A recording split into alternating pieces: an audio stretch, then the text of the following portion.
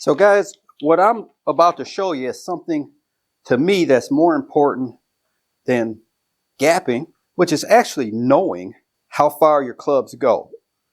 You get so many people that say, well, you need 10-yard gaps, the common thing that you hear. But I tell you what, you tell me a pro that has a 10-yard gap. They have larger gaps. People can't just say that because, say if I go out in here and do a my distance video, someone will say, well, you've got a 12-yard gap between that club. You need to fix that. Well, there's so many different factors that come into play, including the course you're playing, the course conditions. If I go play this time of year, my gaps are going to be smaller because the ball is flying shorter. So it's easy to say that, but you can't take one or two shots and say, oh, this is a person's gap. But it's more important to be able to pick a club. And I think for the most part, if we can hit the ball on the green, that's important. Now, we know I'm on a flat, perfect lie here, but I'm going to go through this. And I think if you get on a simulator or you have a little distance device, this is something that you should go through and see how many times can you get within, let's say 10 yards. Because if you can get within 10 yards, you're going to hit the green. So I'm going to start here with a 58-degree wedge. And I'm going to put a target out at 65 yards. I'm going to change the target every time. I generally don't have to hit this 58-degree wedge full.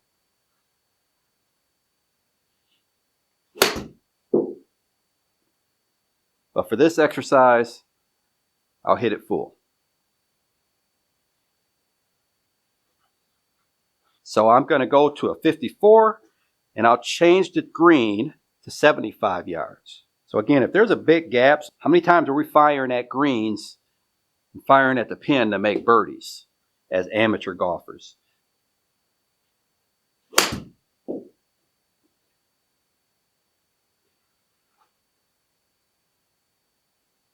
Didn't hit it great, mishit it, we're on the green.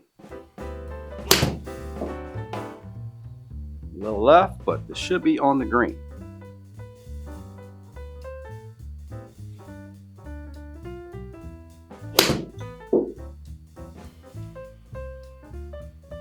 A little right there, but again, on the green.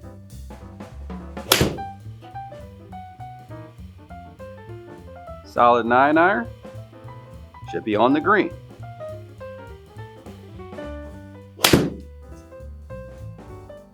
And that swing is definitely on the green.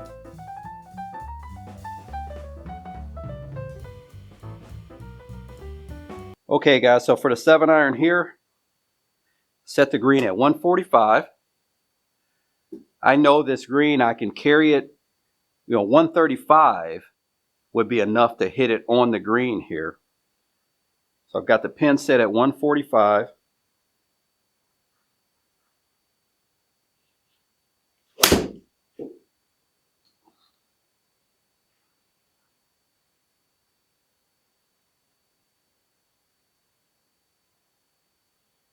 And we almost hit that one too far. Looks like that's just almost on the back fringe there.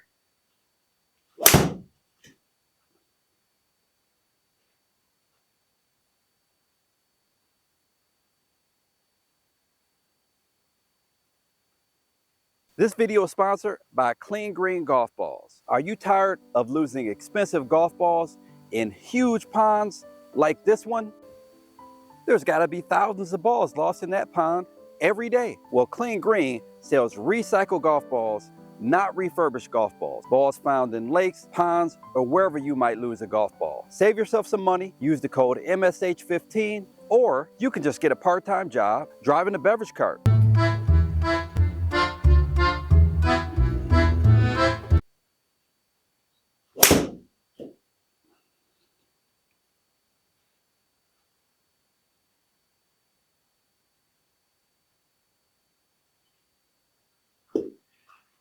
All right, so now I've got 4 hybrid, pushed it back again, 10 yards to 175.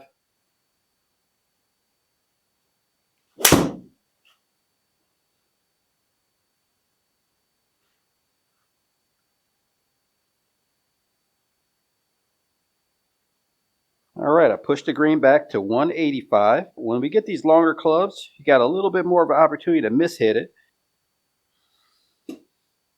We also still have about 10 yards short that'll still catch the green. And the other thing is, if we don't have anything to carry in front of the green, you got more opportunity, you got less spin, so a mishit could actually roll onto the green.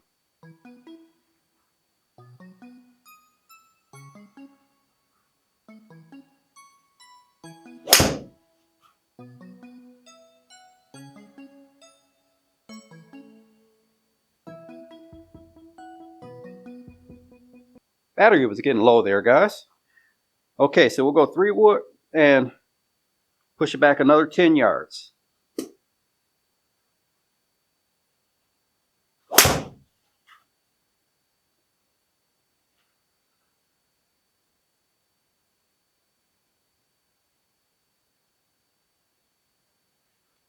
All right, I got to put a tee in and we'll hit driver. Pushed it back 20 yards this time to 215.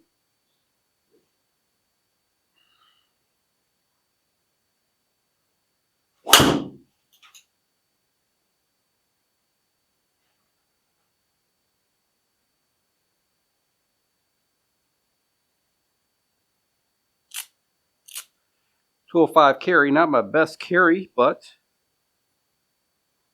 here we go. All right, guys, I do plan on doing another video to where I actually show my distances.